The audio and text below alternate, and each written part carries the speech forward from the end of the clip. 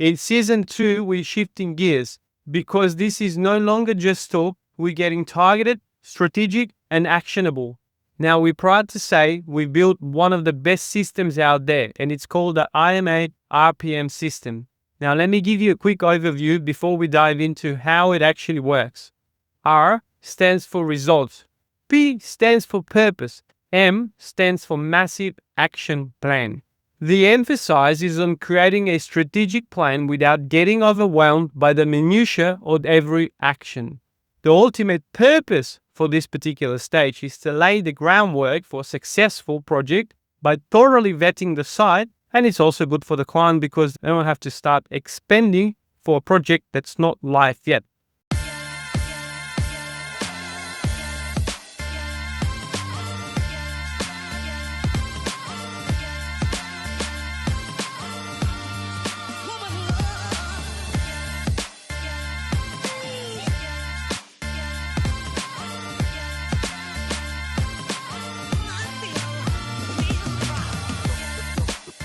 Welcome back to the Property Development Show, and today marks a fresh start for Season 2. Now that we've wrapped up the foundational conversations in Season 1, the big picture thinking, the general frameworks, it's really time to get tactical, to really get into the spine of it and to really get into it. In Season 2, we're shifting gears because this is no longer just talk, we're getting targeted, strategic, and actionable. Every episode from now on is designed to move you closer to a completed profitable project using the exact system that I use inside IM Advisory to manage real developments across residential, hotel, student accommodation, aged care, and industrial sectors. So if you've ever wondered how the pros actually run projects from start to finish, this is the season you do not want to miss. Now first, I'd like to introduce you to our internal system. The very one I have personally developed over the years, working on projects and refining it day after day, lesson after lesson. Now, we're proud to say we built one of the best systems out there, and it's called the IMA-RPM system. Now, let me give you a quick overview before we dive into how it actually works. The IMA-RPM is a robust framework. It's designed to facilitate the achievements of exceptional results for our clients.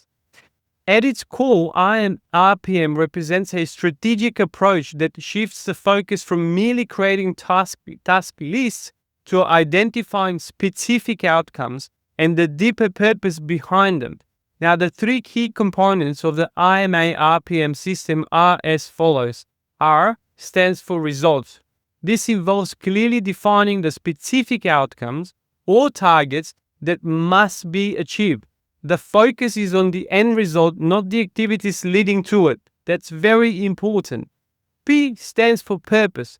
This is about understanding the deeper motivation and the reason for pursuing the defined result. And that's critical when it comes down to managing and motivating our internal teams. M stands for massive action plan. This component involves mapping out the specific actions required to achieve the desired result. The emphasis is on creating a strategic plan without getting overwhelmed by the minutiae of every action. So by prioritizing results and purpose before developing massive action plan, the IMA-RPM ensures that we stay focused on what really matters to the project. This approach minimizes overwhelm, enhances productivity, and leads to greater fulfillment. The strength of the IMA-RPM system lies in its ability to foster a different way of thinking. Instead of simply compiling to-do lists, this shift in mindset enables rapid progress towards meaningful goals, whilst allowing us to stay focused and proactively anticipate project needs rather than just reacting to them. So our system is integrated into 4 key phases and 15 stages. This serves as the blueprint for managing each project, and each phase and stage is designed to guide the team through the logical sequence of activities, ensuring that all critical aspects are addressed and risks are managed effectively. Now let's talk about phase 1, which contains stage 1. So in this particular phase, which we only have one stage, which is called the due diligence and site acquisition. So remember our structure: result, then purpose, then massive action plan. So for this particular stage, the ultimate result, is to complete the due diligence process, secure the site, and establish the project charter and assumptions log to formally initiate the project. That's it. The ultimate purpose for this particular stage is to lay the groundwork for a successful project by thoroughly vetting the site whilst aligning it with the client on objectives and constraints, and putting the necessary documentation and approvals in place to move forward with confidence. The key results here are the due diligence report, the project charter, and the assumption log. So now, to guide our team and ensure performance at every level, we use a set of critical internal guidelines. And the key is to be thorough and collaborative with the client every step of the way.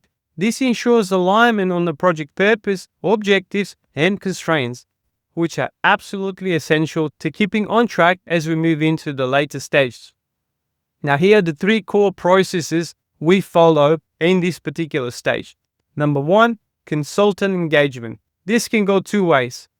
Initially, when we are looking at the site, we run our preliminary due diligence. We look at the numbers, we look at some data, we do some planning, we look at the constraints and the risks, and obviously we're utilizing all those new and shiny prop tech platforms. Now, once we feel that the site has potential, we aim to secure an exclusive due diligence period. If we secure that, we formally engage our consultants. Now, we don't always pay upfront. Many of the consultants we've worked with are happy to support the front-end process because we have a strong relationship and repeat work, and it's also good for the client because they don't have to start expending for a project that's not live yet. Still, we always brief and engage the due diligence consultants and then establish a clear communication protocol. This is critical because sometimes we're working with a new client who's never developed before, or one with very particular communication preference. Some want detailed reports, others want just one pager with 5 bullet points. So that's very important. Number 2 is the due diligence review. Here, we review and interpret all that due diligence data, prepare the report, and include the feasibility options. It's not just technical, it's actually strategic. So we want to show risk, opportunity, constraints, and pathways moving forward. Number 3 is collaborating. This one is my favorite, and also the trickiest. Why? Because clients can be, let's just say, interesting characters. But that's why we love this industry. Here, we support the site acquisition, help guide the negotiation, define the project objectives, and develop the project charter and the assumption log. And internally, we have prepared 3 key templates to support this stage: IMA due diligence report template, IMA project charter template, IMA assumption log template. So, I really hope this first episode of season 2 gets you excited about the process ahead. Because like I promised, this season is going to be more targeted, more detailed, and focused on how we actually deliver successful projects. If this episode sparked something in you, you have to share it, subscribe, and tell anyone who wants to understand the real behind-the-scene world of development. And as I always like to say, fortune favors the bold. And until next time, remember, life is exactly what you dare to make it. Thank you.